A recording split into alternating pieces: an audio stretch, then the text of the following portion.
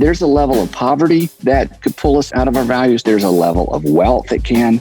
And so trying to find that, living a life where my money and my stuff serves me and serves other people instead of being a servant to it.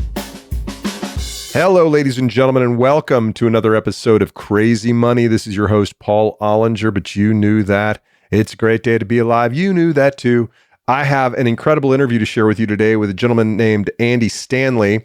He is a pastor of a network of churches here in Georgia in the Southeast and is a brilliant man with a very unique perspective on the lessons that the Bible can teach us about money, wealth, charity, and giving. I beseech thee to stick around to hear the conversation that I very much enjoyed. Before we get to Andy, let's discuss what's happening in the world of crazy money. Man, how cool was it to talk to LL Cool J last week? Like, super cool, right? I got to tell you, I was a little nervous. You don't talk to A-listers every week, but man, he delivered. And I just think he's the coolest guy. And after I did that interview, I was like, I need to work harder. I need to dream harder. I need to get up earlier and bring it every single day. Don't worry about being famous. Be about being the best you can be. Think about doing each day as well as you can. That's what LL Cool J would want from you. I also want to welcome, got a lot of new people to the Facebook Crazy Money Listeners group because I pulled a little trick on you. Made you go look to see who our mystery 100th guest was. It was LL Cool J. New people include Christopher Wang, Nashville's Kemp Maxwell, Dunwoody's Jason Poinsett, Boston's Andrew Hirsch. What's up, Hirsch? Sammy Swisher from Los Angeles, Harrison Peer, Matt Ruby, Rob Penwell, Trent Schofield, the first person with whom I went to Graceland back in 1987 or 88, Druella Schultz. Hello, Druella. Judy Moore, Mike Randall, ABC Television's Mary Sheehan, and Kevin Leduc, which is French for the duck, Maura McVan Coley, and Marie Lim. Marie, I think I mentioned you last week. Hey, you get a twofer. Welcome again, Marie. Darn happy to have you. Y'all check out the Crazy Money Listeners group on Facebook. Join up, and I'll share intimate pictures. Not that way. I'll share inside pictures with you from life in the Crazy Money studios. By studio, I mean the guest room over my garage. Let's talk about Andy Stanley. Andy is a legend in Georgia and I would say around the Southeast. He runs a network of churches that is growing and growing, and we talk about why it's growing and the demand that the services of his church, the ministerial services of his church, not the actual services, how they create value for the members, the congregants, the fine people that join him on a weekly basis.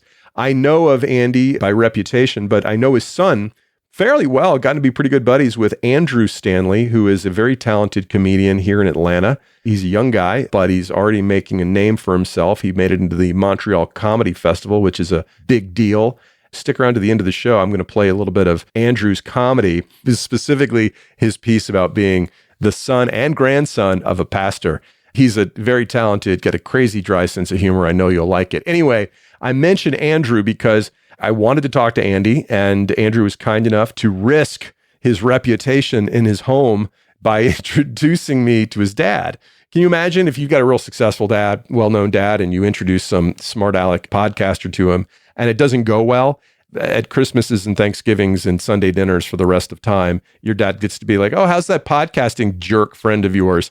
I think you'll find that this conversation was actually really good. I know I enjoyed it. It was a sincere exploration of the Bible, the New Testament, gospel, most specifically what Jesus had to teach us about money. Now, before we dive into it, I feel like I owe you an explanation of where I'm coming from a faith or lack thereof perspective. I was raised Catholic, went to church until about 4 or 5 years ago, and honestly just had an experience where I sat down and started to get real honest with myself about what I believed. And where I came out on that was that I no longer believe in the divinity of Jesus. I believe that he existed. I believe that he was a wildly important person, but I don't believe in his divinity. When it comes to the existence of God, I'm agnostic. I don't know. As Jim Jeffries would call me, a wishy-washy, out of respect for Andy Stanley, I will leave out the noun that he used after wishy-washy. So I don't share Andy's faith. I'm not making a point of that to criticize the faith. I'm making it a point so that you understand where I'm coming from. So while I don't embrace the full side of Christianity, I absolutely believe more than ever, in fact, in Christian values. And when it comes to charity, forgiveness, and love, there is no amount of those things that is too much for the world. Andy and I talk about filling our cups and emptying our cups, and having as much charity, love, and forgiveness flow through us is our opportunity to be the most complete human beings that we can be. We should all be lifting one another up, relieving each other's pain, creating opportunity for those in need. That, to me, is what Christianity is. You don't do those things to earn a ticket to heaven. We do them because that's our opportunity as human beings to make our life count. And the only way you can really make it count is by using your talents, by using your presence, by using your love to the benefit of the planet and all its inhabitants, including trees, dogs, and especially human beings. So that's where I'm coming from. And I have a sincere interest in the same way I invited Rabbi Daniel Lapin on to talk about what we could learn from the Torah and from the Jewish faith. In the same way I invited Dominic Holder on, the Buddhist professor from London Business School, and talked to him about Buddhism and money and meaning and mindfulness and how all those things work together. In the same way, I want to talk about Stoicism. I am interested in sorting through the greatest wisdom of humankind and analyzing it and understanding how that can help all of us live the best life we can vis-a-vis money. And that's why I was so eager and appreciative to speak with Andy Stanley. Let me tell you a little bit about him. Communicator, author, and pastor Andy Stanley founded Atlanta-based North Point Ministries in 1995. Today, NPM, as they call it, consists of 7 churches in the Atlanta area and a network of nearly 100 churches around the globe. Weekly, they serve 185,000 people. A survey of U.S. pastors and Outreach magazine identified Andy as one of the 10 most influential living pastors in America. He holds an undergraduate degree in journalism from Georgia State University and a master's degree from Dallas Theological Seminary. He's the author of more than 20 books, including Irresistible, The New Rules for Love, Sex, and Dating, How to Be Rich, Deep and Wide, Enemies of the Heart, and many more. His success reaches well beyond the Atlanta area. Over 10.5 million of his messages, leadership videos, YouTube videos, and podcasts are accessed each month. He's the host of the TV show Your Move with Andy Stanley, which airs in major markets after Saturday Night Live. Ladies and gentlemen, this is Andy Stanley. Andy Stanley, welcome to Crazy Money. Thank you, Paul. I've been looking forward to it. And this is a little bit different audience for me to talk about money with. So honestly, I've been looking forward to it. Speaking of different audiences, you know, you're well known in Atlanta and in the Southeast, but if I met you on a plane and wasn't familiar with your work, how would you describe it to me?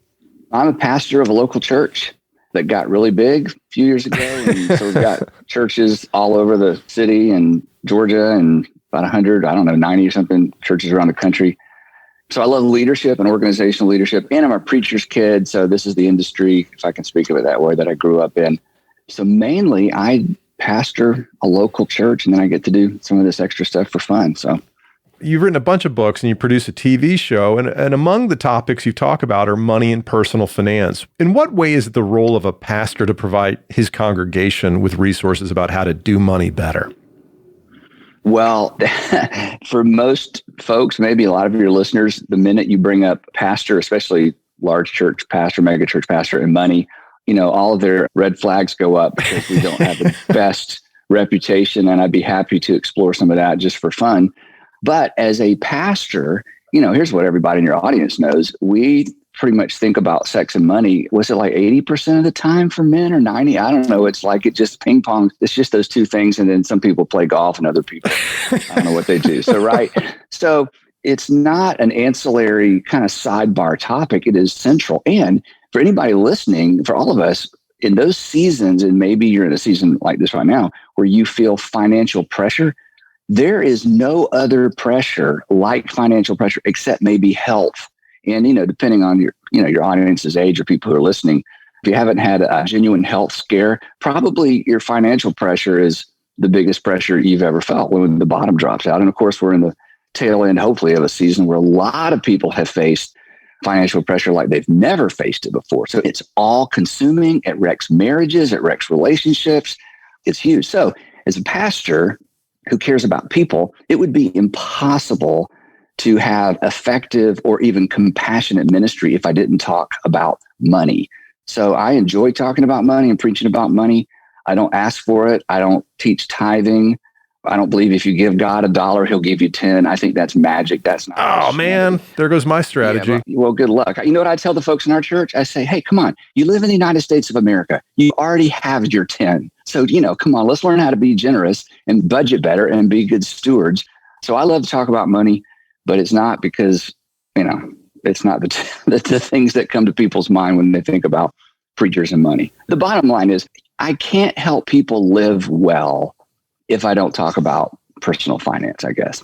Well, what kind of relationship do you want your congregants to have with money? And do you call them your congregants? What is the appropriate term for a member of one of your churches? That's fine. We can call it that. I struggle with some of those terms. And one reason is we don't have membership at our church. People say, what about your members? I'm like, we don't have members, but that's another topic for another day. This is a great question because this is something that Jesus addressed directly.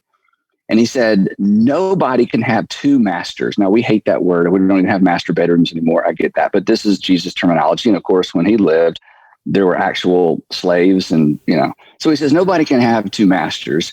You're going to love one or hate the other. So in answer to your question, I want the folks in our church to master their money rather than be mastered by their money. And that has to do with debt. That has to do with how they spend, how they plan, how they live, how they prepare for the future. So money is the only area in our lives where it should not be emotional because we know exactly how many there are and we should know exactly where they're going because our money goes exactly where we tell it to go. My kids don't. My wife doesn't. The people who work for me don't. But my money goes exactly where I send it. But for so many people, money becomes so emotional, it becomes a master rather than a tool. So I say to folks all the time, if you're a Christian, and I know not everybody in your audience is religious, but for Christians, we already have a master. Jesus is our master. And it's so interesting because Jesus doesn't say you can't have two masters. You'll either serve God or serve the devil. He's so insightful. He says, no, you're going to serve God or you're going to serve your stuff. So my message is I want you to master your stuff rather than be mastered by it. So that the way we use our money, the way we earn our money is a reflection of our values and not the purpose of our values. Making as much money as we can or having as much stuff as we possibly can doesn't become our value. Yeah. And again, there are different personalities. There are people who are content to just have a little bit of margin. There are people who are driven to make as much as possible.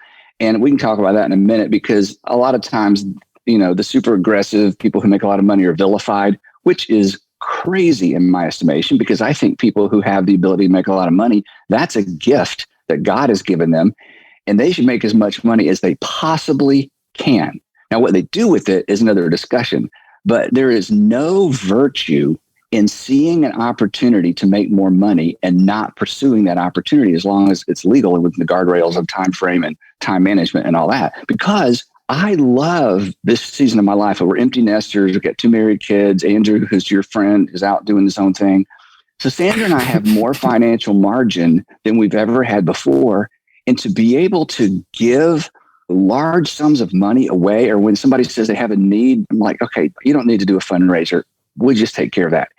There is so much joy in that. That's because of basically the way I was raised and hopefully allowing the values of the New Testament to shape how I view money. So anyway, that's a long answer to your question. Well, you talk about the New Testament, how it shapes money. I had a rabbi on here a few months ago, Rabbi Daniel Lapin, who's a very interesting, thoughtful guy. And he says that money is holy because the only way you can get it is by pleasing another child of God. Now, that is in the long run, not in the short run. You can always steal or fool somebody. But in the long run, if you want to create riches, you have to provide value to another person. That's right. How do you interpret the quote from the Gospel of Matthew where it is easier for a camel to go through the eye of the needle than it is for a rich person to enter the kingdom of God? Yeah. So the specific answer is that Jesus is talking about people who are depending on their wealth. In other words, they are slaves to their money. They're slaves to their wealth. And it's not because they didn't have a lot. He's talking specifically about rich people. And in the context of one of those gospels, he's talking about rich religious people like me. He's talking about the people who are leveraging their power over people and, creating more and more income in a way that was displeasing to him. So the person, and we've all seen this, we've probably all had a friend or maybe somebody listening, this is their story. They grew up with a little bit. They had a lot of faith. They're super involved in their church or their synagogue or their temple or whatever. And then they they made more money, then they had more opportunities because the trap of money is the opportunities. And suddenly the weekends are busier. And suddenly they look back and they've just disconnected from their faith. They don't know why. It wasn't an intellectual thing. It's not like I read a Sam Harris book or Richard Dawkins book and I lost my faith. They just woke up one day and it's not as important. It's not front and center. They've come up with a way to sort of excuse all of that. And so it's a powerful detriment. It can be a detriment to faith, and it causes people to drift off center with their values. And Paul, I would imagine you've known people or have friends who, when they came into money or they worked really hard and suddenly their net worth went up and they wrecked relationships. They ran off with somebody else. And again, if they'd stayed poor, they would have probably stayed married. So Jesus says, you know what? This is a very difficult test to pass. Good luck and be careful. You write in one of your books, and this week's Your Move is about the illusion of autonomy that we develop when we become successful, right? You say in the book that crossing paths with wealth will draw you in the direction of arrogance and the illusion of self-sufficiency. How does that lead me to the wrong decisions in life? It's the illusion of autonomy. As an American male, I'll just narrow the slice. I mean, the American dream is autonomy, to be able to wake up in the morning, do what I want to do, when I want to do it, where I want to do it, with who I want to do it with, and have the money to pay for it and have the money to get me out of trouble in case I get myself in trouble. That's the American dream in a way. I mean, most people won't admit that, but we watch people with vast amounts of wealth, and there's something in us, especially as guys, it's like, I wish I could be that guy. So the pursuit of autonomy is natural, but autonomy is a myth. And again, if there aren't guardrails, if there, as you mentioned earlier, if there aren't values that are rock solid and central and irreducible in terms of, hey, these are the things I'm just not going to drift from, then money, just like extreme poverty, that's the other side of this, is a detriment to living a valueful life. There is a proverb, Proverbs, I think it's Proverbs 30. I quote it all the time. I don't know the reference. It's a prayer.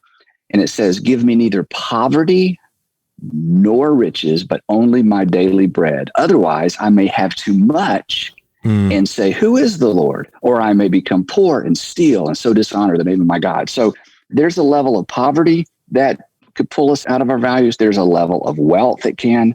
And so trying to find that, not the happy medium between how much is too much. We can talk about that, but just living a life where my money and my stuff serves me and serves other people instead of being a servant to it. You write in one of your books that God views money as a tool we could use to make our lives more meaningful. In what ways can I use money as a ladder to become a better person? Well, as a Christian, I'm to view my wealth, my money, and regardless of how much it is, as a stewardship. In other words, I don't own it. If I think I own it, in a matter of time, it will own me. It is just the nature of stuff. So to live open-handed, to say, okay, ultimately, I've worked hard, I've been disciplined, I finished college, I went to graduate school, I'm a responsible citizen, but ultimately, the wealth or the money that comes into my hand is not mine. I'm a manager. So here's the thing. When you think about the person, if there's a person that manages your money or the person that oversees your mutual funds or whatever it might be, they're managing your money. They don't feel guilty. They feel responsible. So if I'm an owner, then I feel guilty. Oh, I have more than other people. But if I'm a manager, I never feel guilty. I feel responsible because managers feel responsible, which means I wake up every day and I say, God, all my talent, all my success, all my whatever I have, my wealth, it's ultimately yours. I want to manage it in a way that honors you. And the way that happens is I think others first and me second. Maybe get to that in a minute because I have a little template that I teach all the time in our church that I've lived with for years that kind of keeps all that straight. So again, I'm looking for opportunities. Jesus tells this amazing parable about this rich guy. He's already rich and he has an abundant harvest. So he gets even richer. And his first question is, where am I going to put all this stuff? So he says, I know what I'll do. I'm going to tear down my current barns and build bigger barns so I can store all this grain. And then so he tears down his barns, builds bigger barns, gets bigger house, bigger car. And then in this parable, which a parable is just a made up story that Jesus made up to make a point. In the parable, that night after he gets his bigger barns built and he's got all this extra grain and he says to himself, I can live forever and, use all this stuff. God comes to him at night and says, oh, yeah, by the way, you're going to die tonight. And then the question is this, and this is such a great question. And he says, and then who is going to spend all that money, or who's going to use all that wealth? And the answer is somebody else is, but not because he was generous, but because he's dead. So the challenge for what a us buzzkill. I know, it's a great, Jesus was the greatest storyteller. You know, those are my words, but that's the point of the parable. You're not going to give this stuff away. It's going to be taken from you. So to wake up every day and to look for opportunities to do for others what someone has done for me in the past, or what I would hope somebody would do if I were in these difficult circumstances, keeping that on the front end, you know, that's so important when it comes to keeping our wealth, our money, our income, regardless of how much money we make or don't make, in perspective. It's got to be an others first thing, or we will just build bigger barns and we'll hoard it. That parable reminds me of the bumper sticker I've seen too many times that says, "He who dies with the most toys wins." And every time I see it, I'm like, no, he's just dead. He doesn't get to play with his toys no more. No. And this is such an important point, I think. Most of the folks listening to your podcast, and there will be pushback on this, but most of the people listening to your podcast, maybe all, odds are we are going to run out of time before we run out of money.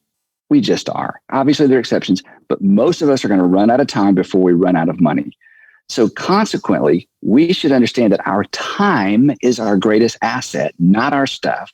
And our stuff needs to be a tool that we use the right way while we still have time, because we're going to die like the guy in the parable and somebody else is going to get all this stuff.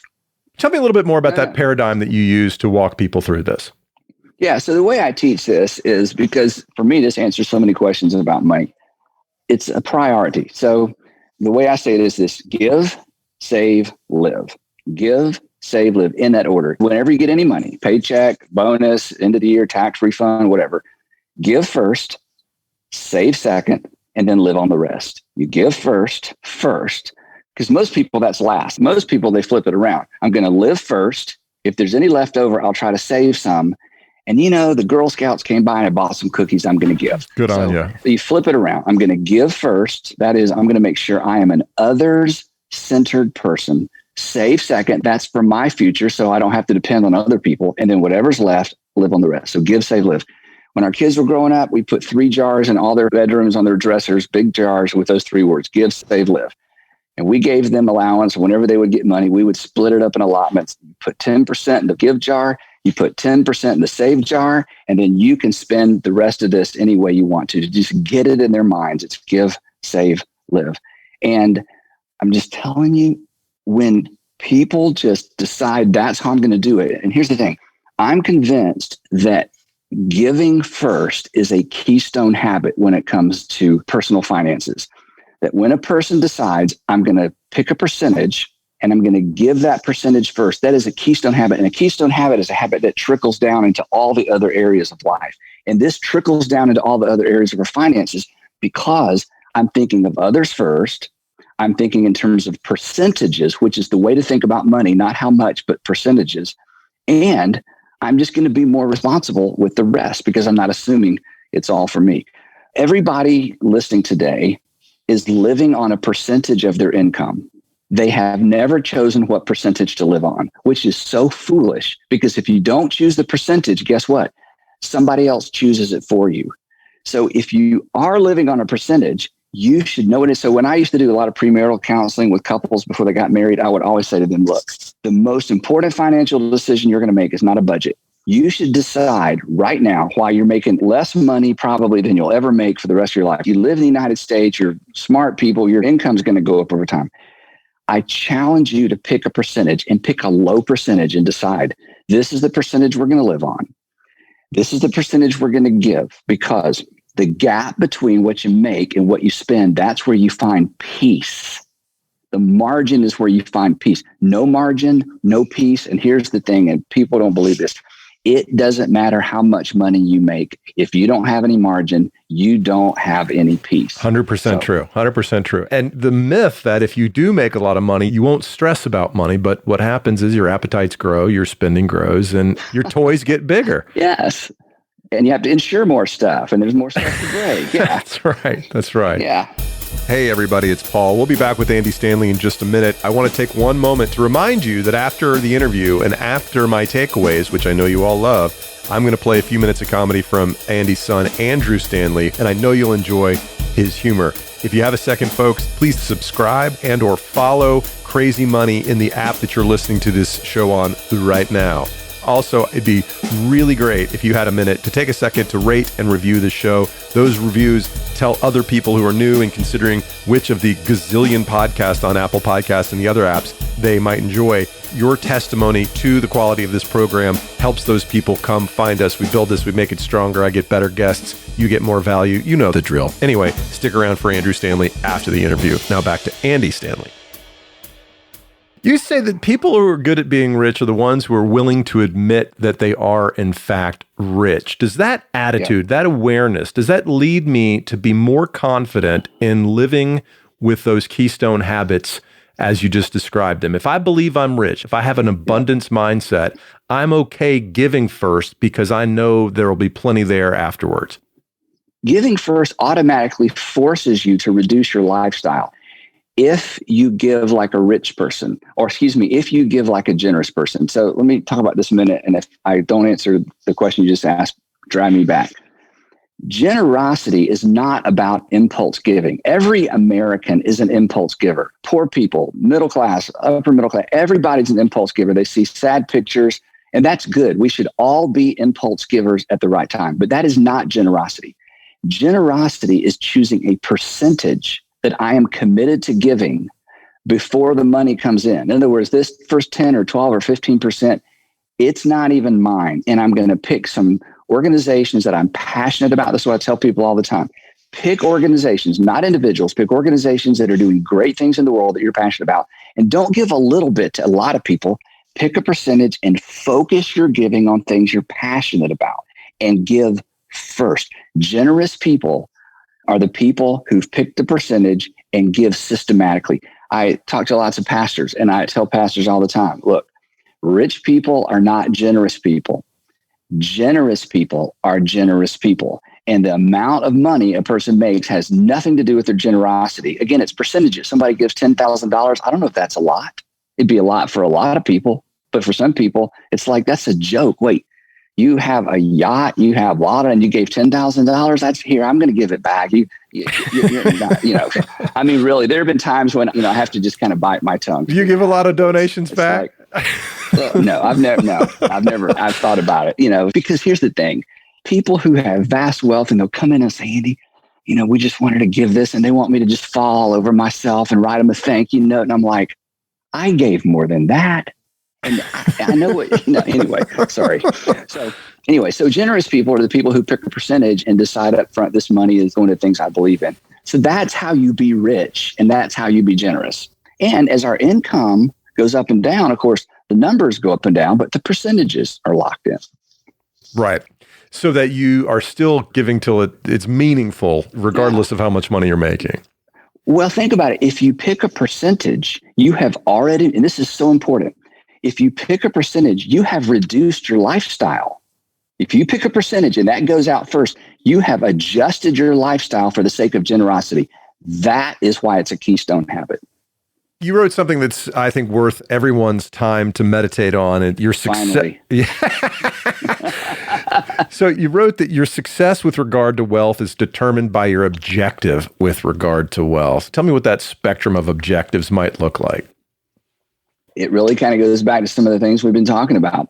I wrote this book. We talked about it earlier, How to Be Rich.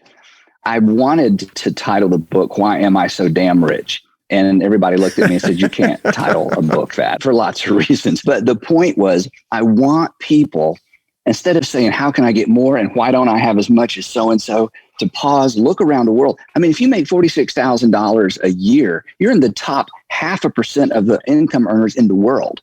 I mean, most people in America should walk out their front door of their apartments every morning and go, praise God, happy, I am rich. But, we want to feel rich.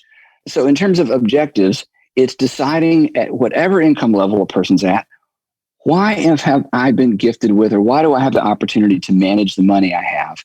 And if it's just all about me, here's the thing. If you live for yourself, you're only going to have yourself to show for yourself, period. And you won't even like yourself. You just won't. Yeah, I don't care how much money you make. Live for yourself. You only have yourself to show for yourself. And ultimately, you won't like yourself. But if you live for others, especially through generosity, there's so much joy there. And again, that connects with values and ultimate objectives. And generosity, you say, is the number one effective proof against arrogance. Because it forces me to think about the plight of other people on this planet as opposed to just being like, what can I do to celebrate who I am today?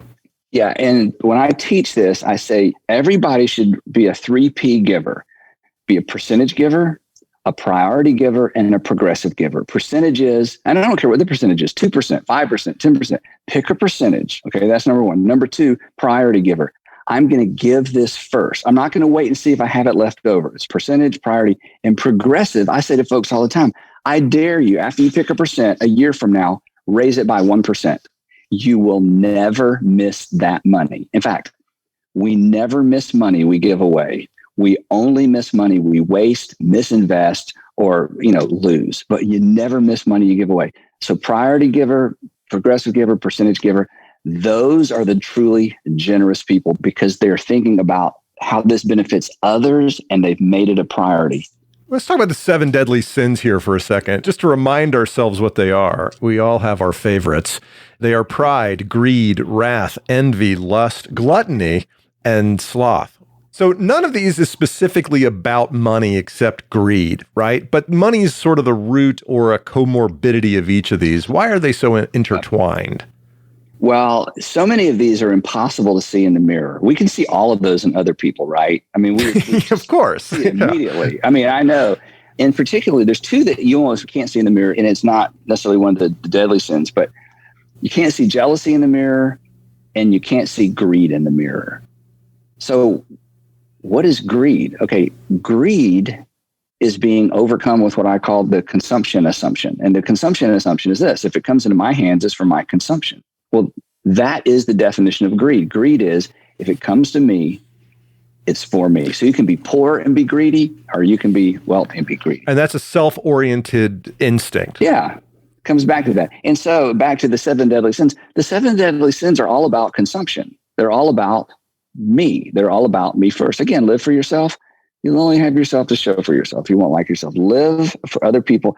Or put it this way, everybody listening, if I said, hey, do you want to live a meaningful life? Yes. Do you want to live a purposeful life? Yes. So here's the definition of meaning. Something has meaning when it becomes a means to an end that's not itself. That's what meaning means. To have meaning means you are a means to an end. So when I am willing financially or with my talent or my time to become a means to an end that's not me, I'm going to help somebody else do something. I'm going to loan my strength to somebody else. When we become a means to an end, we have meaning. So the problem with selfishness is you can't live a meaningful life and be self-consumed because you're not making yourself a means to an end that's not you. Again, this is the call of Jesus. This is what makes the New Testament writers so powerful. They're saying, hey, you can live a meaningful life, but there's a sacrifice. You have to be willing to be a means to an end. At the same time, we all admire the most. That's exactly what they did, right? They laid down their lives for the sake of a cause or for a group of people. They became a means to an end that wasn't themselves. So we know that's what results in a meaningful life. And oftentimes it begins with something as simple as becoming generous. We talked about viewing the world through the lens of ourselves really as being one of the things that leads us astray, especially when it comes to money and all these other deadly sins. And in addition to appetites, comparison is one of the worst human tendencies to lead us away from true happiness, right? No matter how much money you make, right? Because if you make a lot of money, you move to a nicer neighborhood, your neighbor's got a bigger house than your last neighbor. So suppose that I'm actually even aware of the fact that I'm making myself miserable by comparing myself to my neighbor. How would you counsel me? My little phrase for that is there's no win in comparison. There's just not. There is no win in comparison. Every once in a while, we can be inspired by what somebody else has accomplished, but you're exactly right. And the thing that fuels comparison is awareness. You use that word. So I go to my neighbor's house, it's like suddenly I'm aware of what I don't have, right? I walk into a showroom, which I don't ever do because because I know it's just a discontentment factory, right? So this is so important. Generous people, and this is part of generosity, is to make ourselves aware of the needs in the world. If we aren't aware, and again, because of the way neighborhoods are in travel, we all live in little bubbles. We can avoid the parts of town we don't like. We can avoid the people we don't like. And before long, we think everybody just lives like us and we're aware of what we don't have. We're not aware of anybody, people around us. I'll tell you a quick story, and you interrupt if this is off kilter. Years ago, I was invited. I actually got to participate in both of President Obama's inaugural events. The first one, Sandra and I were going, and I had to buy a suit because I didn't have a suit. Sandra had to buy a dress. She didn't own a dress. Okay. So we just were so casual. So I went to work that day. And so I knew she was going to go dress hunting. So about halfway through the day or after lunch, I called her. I said, "Hey, how's it going?" Because she's like, "I got to find a dress. We're going to the president's inauguration. I mean, it's a big deal, right?" And she started laughing. She said, "Well, I'm at," and I won't tell you the name of the store, but just think of the most expensive department store, in America. Okay. And there's one in Atlanta.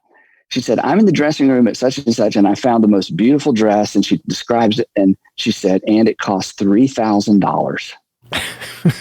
Okay. Is that all? So I paused, and then I heard her laughing and snickering. And here's the thing. I wouldn't have enjoyed it, but if she had said to me, "Andy, I've looked all day. This is, I'm like, oh, I didn't even know dresses cost. I didn't even know there was such a thing. We don't live in that world." I heard her laughing. Here's what she said. She said, if I can get through this is always an emotional story for me. She said, "When I saw the price tag, all I could think of was those beautiful faces in Rwanda at Connections Homes. Think of what we could do with $3,000. That's the power of awareness.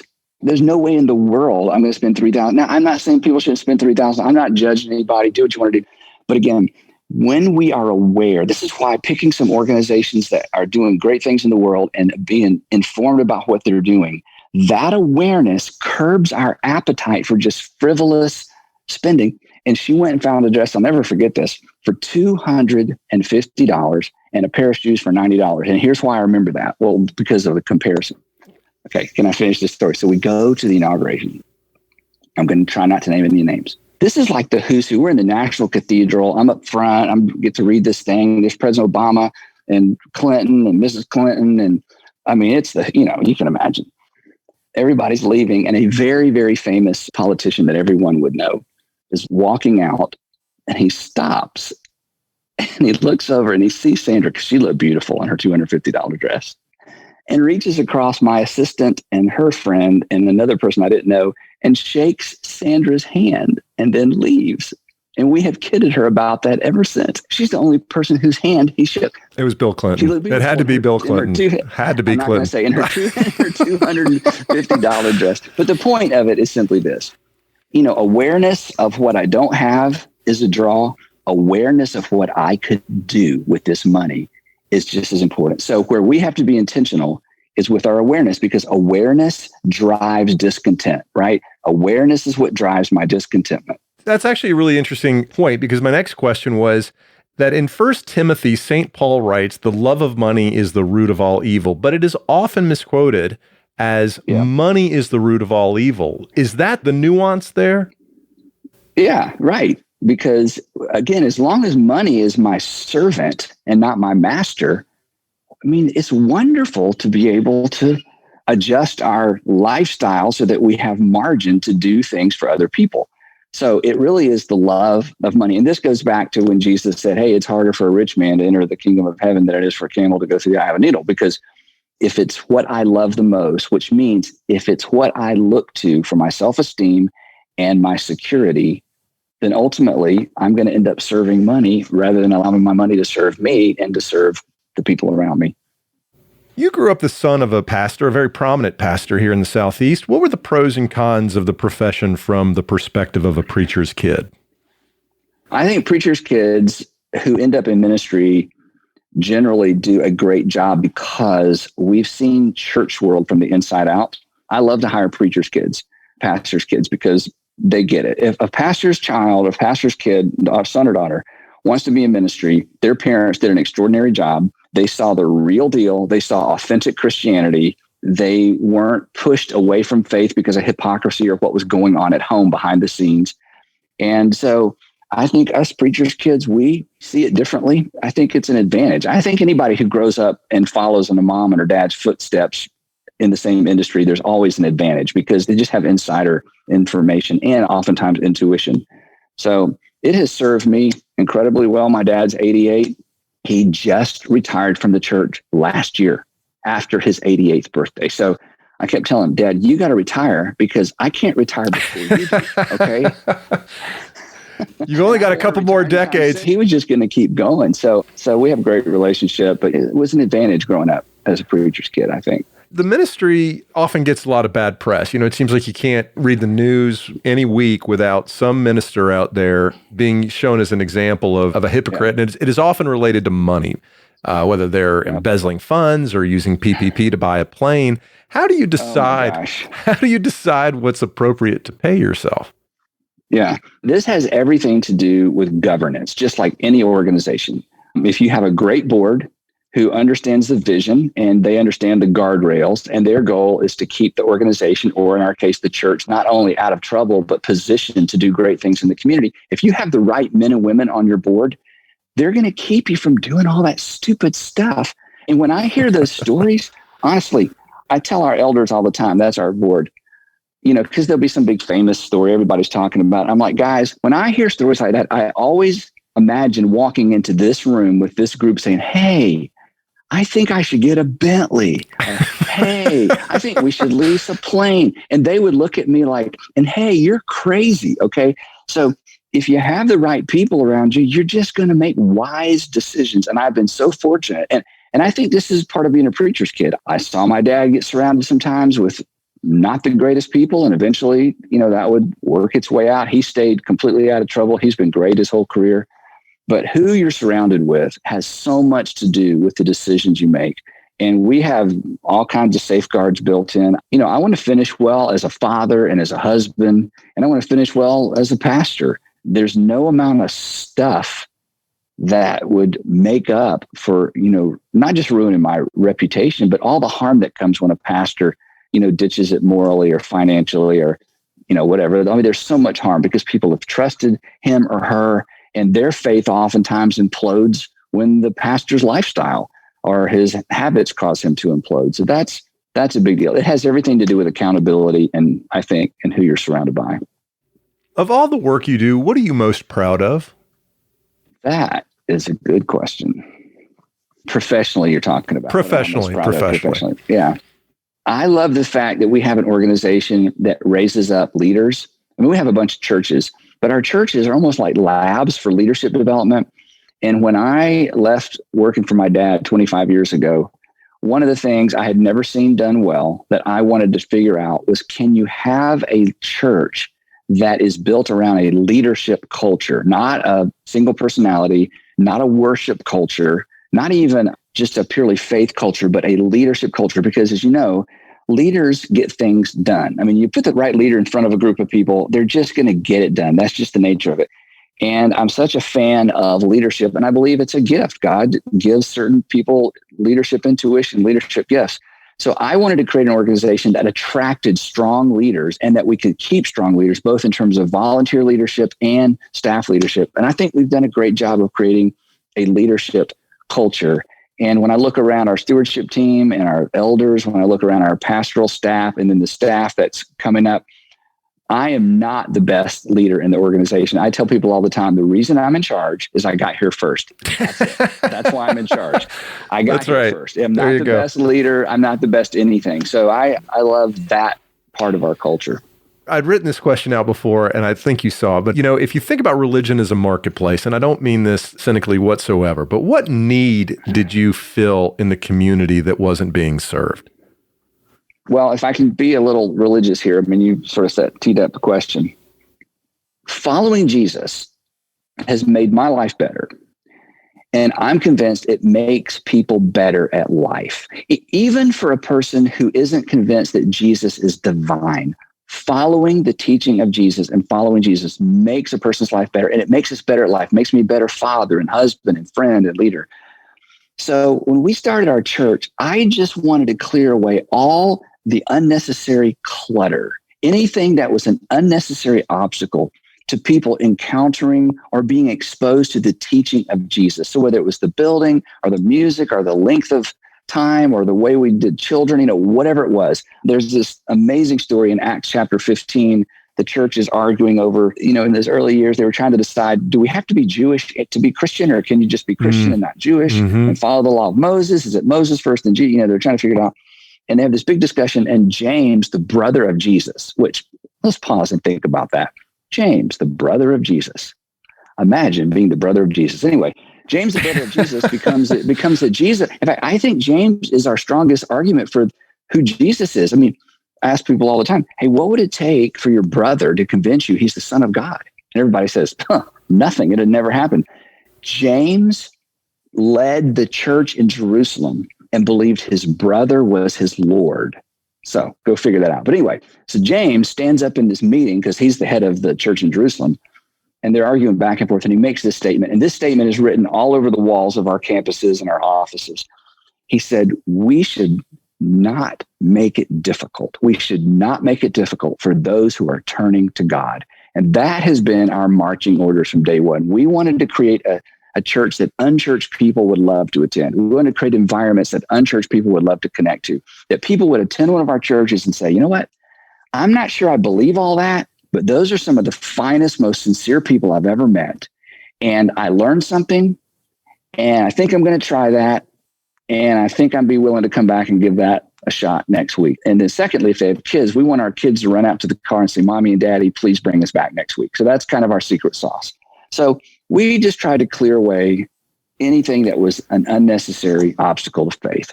In the technology business, they call that removing friction from the transaction or from the interaction. Yep. It is a proven method for both business to allow people to transact and get to the thing they value. It's interesting you say it that way. Well, and it's a moving target because things change so quickly. So we've tried to be nimble, and it's been really interesting, obviously, during this current season. So, what are you doing during COVID?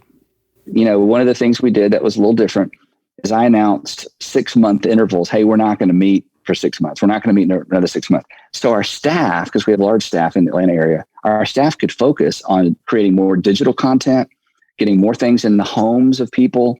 Our East Auditorium, our main worship center, we turned into a television studio because we were creating online content. So because I gave us 6 months, hey, we're not going to meet shoulder to shoulder in this room because of COVID. Let's do something different. Let's do something original, and let's do something that we normally wouldn't be able to do. I said, let's not focus on what we can't do. Let's figure out what we can do. So we've learned, like most organizations, we have learned so much. I think we're going to carry a lot of this forward with us as we begin to transition back into normal church, if it's ever normal again. Tell me about the Be Rich program. Years ago, I preached a series called Be Rich. Basically goes back to what we've talked about, Paul, where I basically said, look, we're rich. Let's face it. Let's learn how to be good at it. Let's be good at being rich, not get rich. Let's get good at being rich. And so as part of that, I said, part of being rich is giving.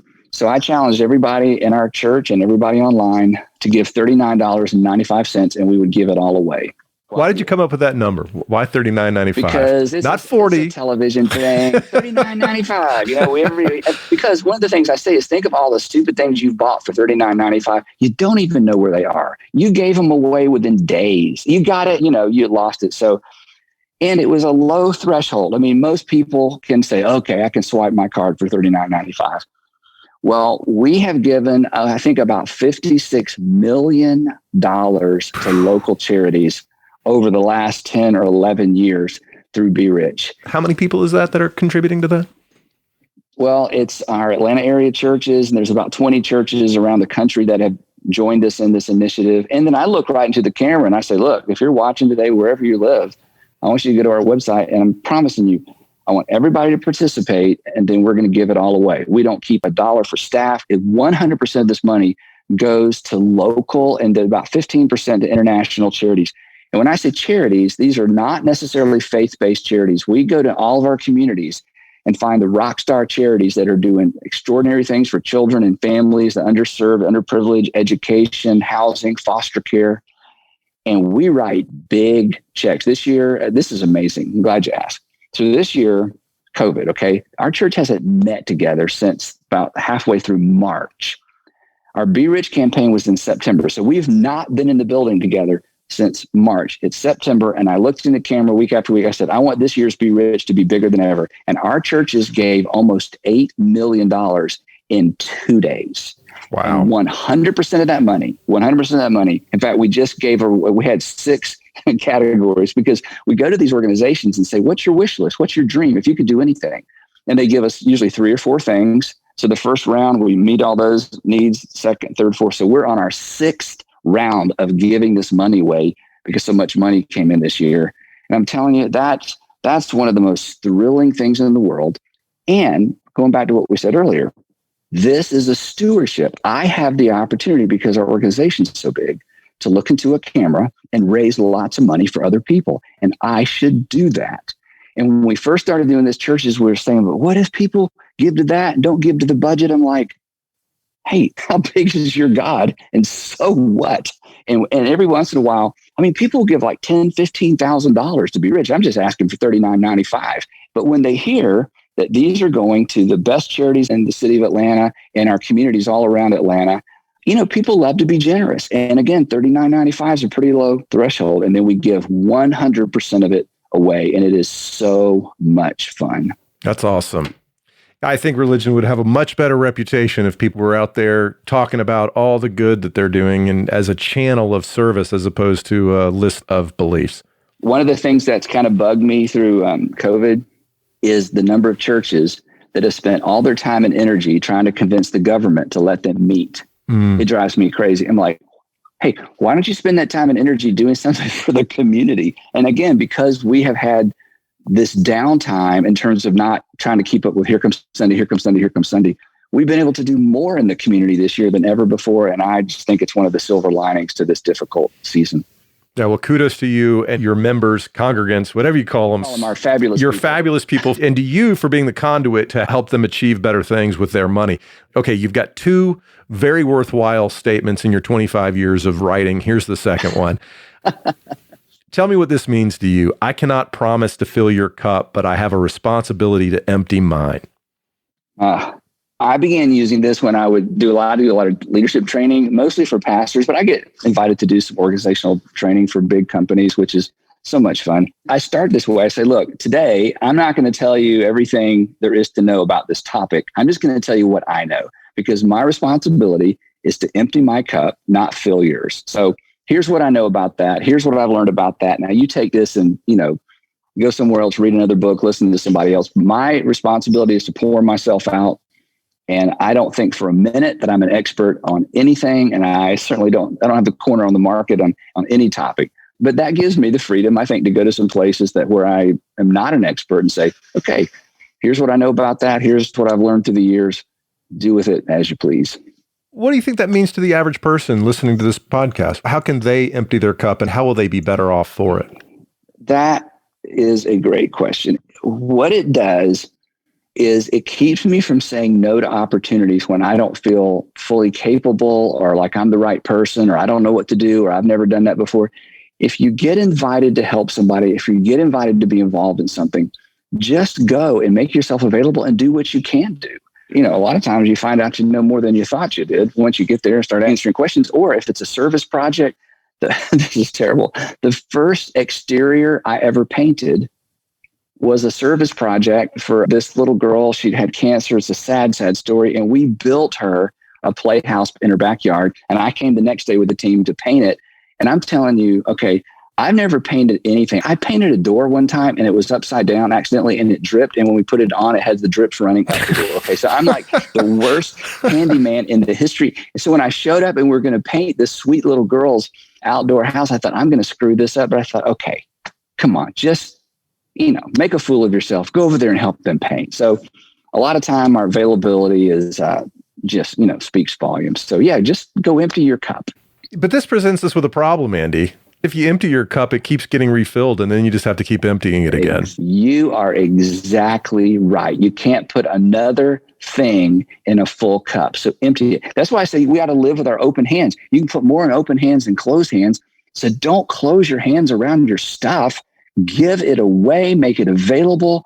Sandra and I are foster parents. I'm telling you, though, that's another whole story, becoming foster parents and having kids show up at the front door with a plastic bag full of clothes. And, it scared us to death. Decided to become a foster parent. And then after the training, they try to scare you out. Not really, but it's a big I bet they do. They should. But you know what? People talk about, especially in Christianity, oh, that's not deep. Let me tell you what deep is. Deep is when you can't touch the bottom. That's what deep is. And when you put yourself out there to serve other people and you do not feel capable or fully prepared, you are in the deep end. That's where God works. That's where amazing things happen. That's where we pull to the end of our personal adequacy. That's when we pray like crazy. And that's where things change. So, say yes, even if you're not prepared. Andy Stanley, this has been a whole lot of fun and inspiring and thought-provoking. If our audience wants to find out more, where can they find out more about you? northpoint.org is our web address. Everything's there. If you Google my name, I've got tons of free leadership material on a completely different website. One of the coolest things we do, we have a program after Saturday Night Live in about 35 markets around Atlanta. And we're on in Atlanta right after Saturday Night Live. It's just an abbreviated part of a message. And we have such great retention. It's wonderful. So if you're up late and you don't want to go to church, just after Saturday Night Live, I'll talk you to sleep. You can find that on YouTube as well, right? Yeah. All my stuff's on YouTube for free. Yeah. And it's real legit issues that are applicable to everybody, Christian or not Christian. Your Move with Andy Stanley. Andy, thanks again. It's been a real pleasure. Thank you, Paul. Loved it. I'm very grateful to Andy Stanley. That was very generous of him to spend an hour talking about his work with us. And I tell you, it is no surprise to me that guy's churches are full every Sunday, because he's talking about things that truly matter, a practical application of the scripture to everyday life. And I heartily endorse taking a few minutes to go and look at his work on YouTube. We'll even put a link in the show notes to his program, Your Move. He's not terribly preachy. Even if you don't believe the Bible is the infallible word of God, it is practical human wisdom that we can use to guide our lives by. And Your Move is a great example of how he does that. Anyway, Your Move with Andy Stanley. Let's get to the takeaways, shall we? All right, first and foremost, give first. I got to tell you, folks, this one kind of scares me. And it scares me because I have a sneaking suspicion that he is right about all this. That actually giving first, having the courage to give first, is actually something that makes you stronger and more generous.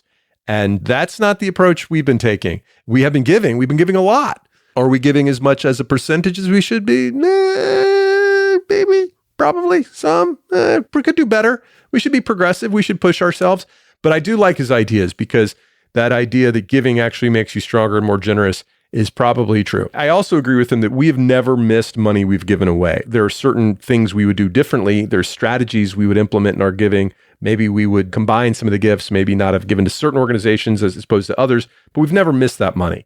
And at the end, like Peter Singer talked to us about, you're doing yourself a favor when you give. So think about that. Think about how much you're giving. Think about where you're giving it, and if you could be giving more. 2, I really liked my question. I'm going to pat myself on the back here. I really liked my question about distinguishing between the love of money being the root of all evil and the common interpretation of that, which is money is the root of all evil. And the reason I think it's important is because there's a lot of people out there in the world today who want you to believe that money is dirty, that it is evil, and that having a lot of money is a terrible thing. And the reason they want to do that is because they use guilt and shame to control you, like some religions do, by making you feel bad about how much money you have. And by the way, this works for people who lecture you about privilege based on your gender, your race, or your sexual orientation. Also, they want to shame you into thinking that the way you've lived your life is bad and somehow evil, so that you will then conform to their political or religious philosophies, right? And I don't buy that. I don't buy that a bit. And I don't believe that's Christian to think that or to throw that guilt on somebody else. But that doesn't mean, even if you make that distinction, that there's not a lot there to think about, in the sense that money can lead us in the wrong direction, that it can take our eye off the ball. Yes, Andy talked about how some people who make a little bit of money lose their religion. I don't think those two things are related for me. I honestly don't. I believe that it was other externalities that were happening that made me step back and think, what do I truly believe? Because the church I was attending was clearly not living the faith that they preached. Enough about that. Think about in your life, is the love of money driving you to do things you wouldn't otherwise do? Lastly, number 3, empty your cup. Wow, man, this is some powerful stuff. I can't promise to fill your cup, but I'm obliged to empty mine. Is it obliged or obligated? Either way, I have to empty mine. That's what it means to live. That's our purpose. You are a vessel through which love and charity and forgiveness and other things, laughter, wisdom, joy, acknowledgement, all these good things flow. And when you empty your cup, you're living your purpose, whether or not that's how you think about purpose, right? You're honoring your life by having the life force flow through you. Empty your cup. How can you be emptying your cup more and more each day? Really appreciate Andy Stanley joining us for this conversation. Please stick around to hear his very funny son talk about being the son and grandson of pastors. And in the meantime, Mike Carano, make me sound smart. I come from a preacher family. My grandfather's a big Southern Baptist preacher. My dad's a pastor, and I do this. So they're just giddy about it. I think this is just a more fun version of what they do. I don't have to baptize anybody. That's gross. I'm not trying to get in a hot tub with some sinner.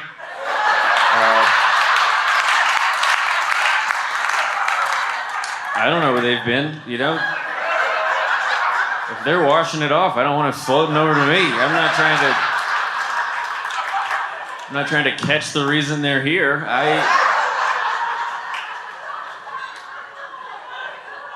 Especially now, I don't think they're going to be able to baptize people again safely for some time. I think all the churches are going to have to buy those carnival dunk tanks. And the pastor can just throw a softball from 6 feet away to see who gets into heaven. I think that's a better system. I think that'll survive this. That'll be the new way. Just be like, sorry, you are out. Come back next week with more tokens and we'll see if we can get you up there. I don't know. We do tokens now. It's the new system. There's a machine in the back you can go to.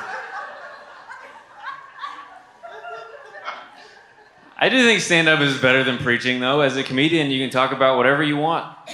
My dad, every Sunday, has to just do a new book report about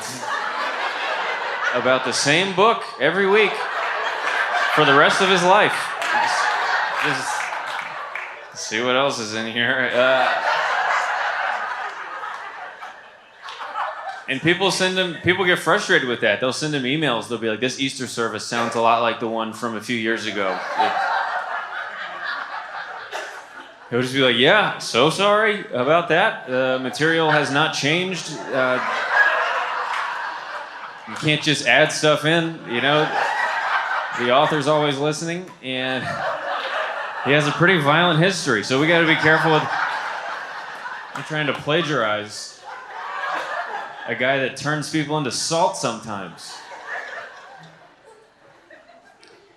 There is one thing about my dad's job that I'm jealous of, other than the money, and it's what happens when strangers find out what one of us does. Like if a stranger finds out that I'm a comedian, they'll be like, "Oh, tell us a joke," and that gets old.